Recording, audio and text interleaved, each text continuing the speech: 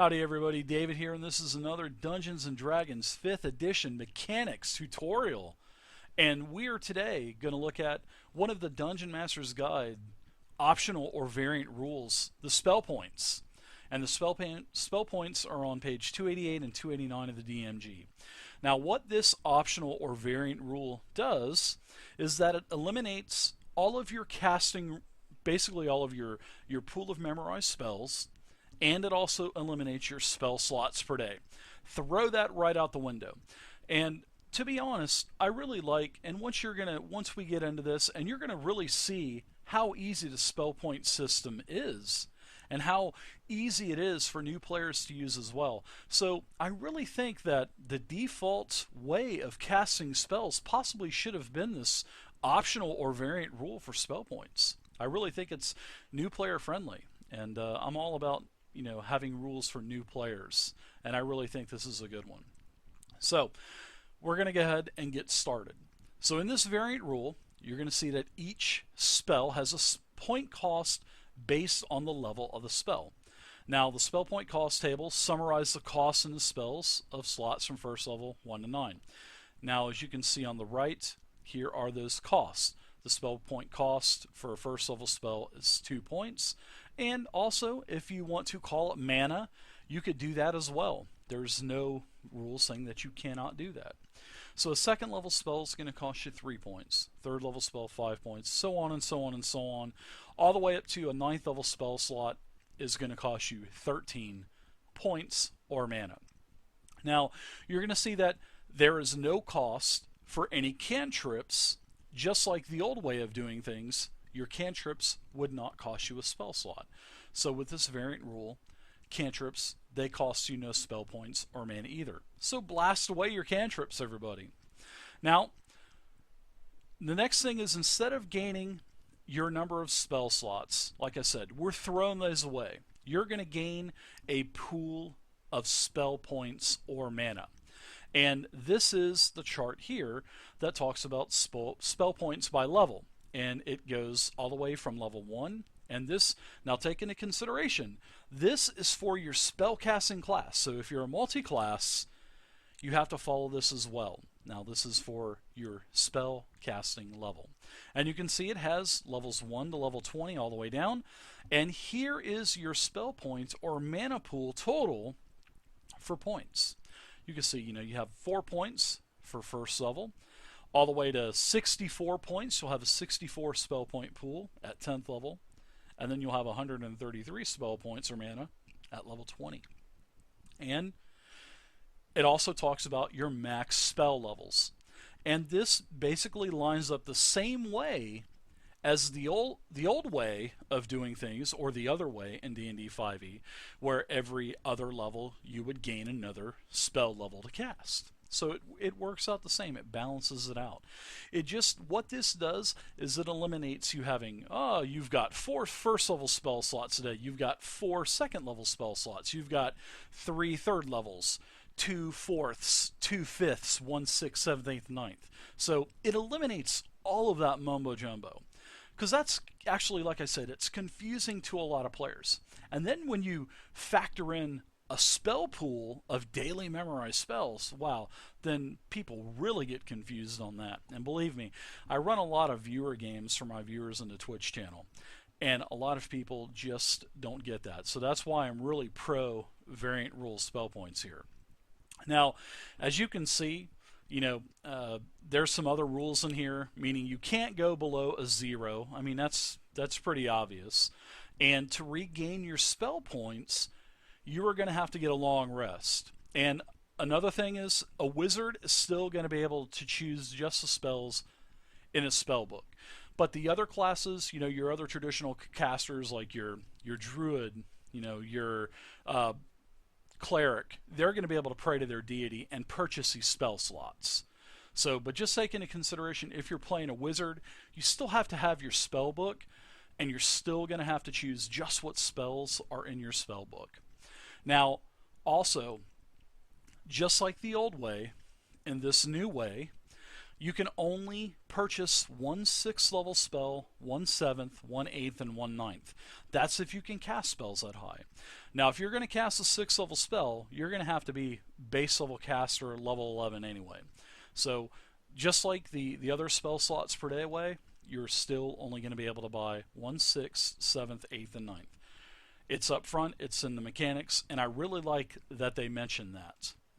Now, the one thing that we're going to do here is we're going to build the spell pool for a wizard. Okay. Now, I do want to tell you that this spell point cost, or the spell point variant rules, covers all classes, all spell casting classes in D&D 5e. Now, if you are a traditional type of caster, like the bard, the cleric, the druid, the sorcerer, and the wizard, you'll get the full spell point pool. All right. Now, if you are a hybrid type of character, like a paladin or a ranger, then you are only going to get half of the points. Well, you're going to get points, but you're only going to get half the character's level. So if you're 4th level paladin, then it will be 2nd level for you, and you'll have spell points or mana of 6 to spend. So that's, you're just not going to get the full value, and it states it down here in the rules. Now, also there's specialty classes that cast spells in D&D 5e, 2 in particular. The Eldritch Knight Fighter and the Arcane Trickster Rogue. Now those two, you also can use this as well, but you're going to have to take your class level and then divide it by 3. So if you're level 9, so if you're basically a level 9 Arcane Trickster Rogue, then your spell pool will be for level 3, and you'll have a pool, or spell point pool or mana point pool of 14 points, and the maximum spells that you can cast are level 2. So everything should line up to the way the classes were designed in the first place. Now, that's pretty much the rules. Now, you can add these to monsters as well, but at the bottom here, it really doesn't recommend you doing that, because it just causes too much micromanagement for you, the dungeon master. But overall, this is a really easy system to use, and I've got a traditional wizard over here that I've already pre-done. So let's go ahead and take a look at our wizard here. All right. So first off, don't forget that the wizard is going to have spells in his spell book, and you're going to need to buy the spells that are in your spell book. There's going to be no exceptions on that. It's not like you're a cleric or a druid praying to your deity or a paladin. You're going to have to take the spells from your spell book. So we're going to say that our wizard here is going to be level 5. So let's refer to the chart.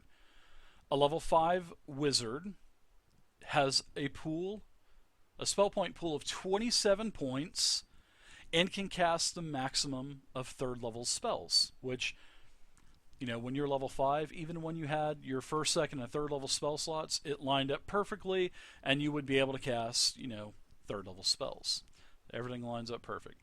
So we have a spell point pool or mana point pool of 27 points that we can spend.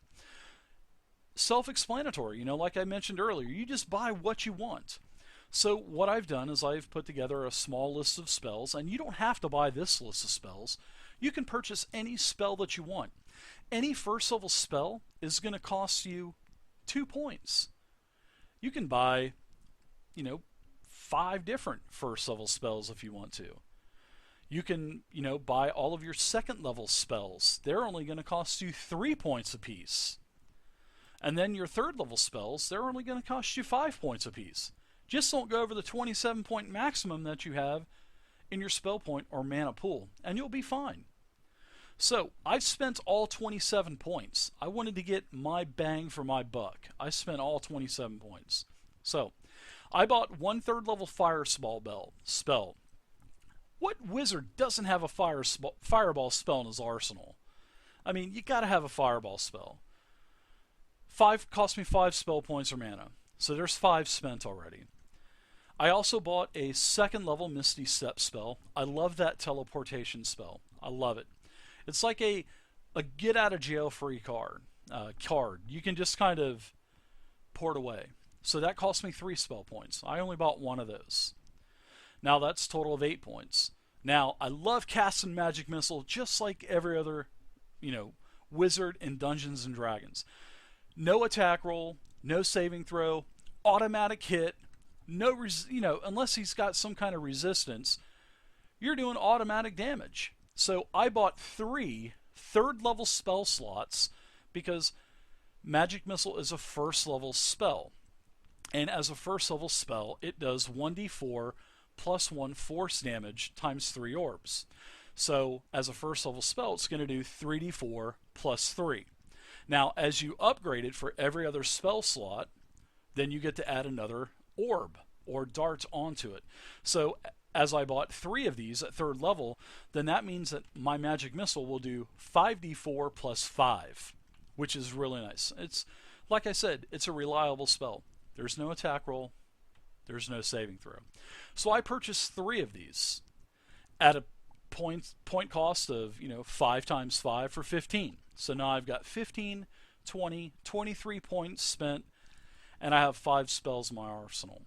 I got a total of 4 points left, so I wanted a little bit more utility. So I bought a level 1 sleep spell.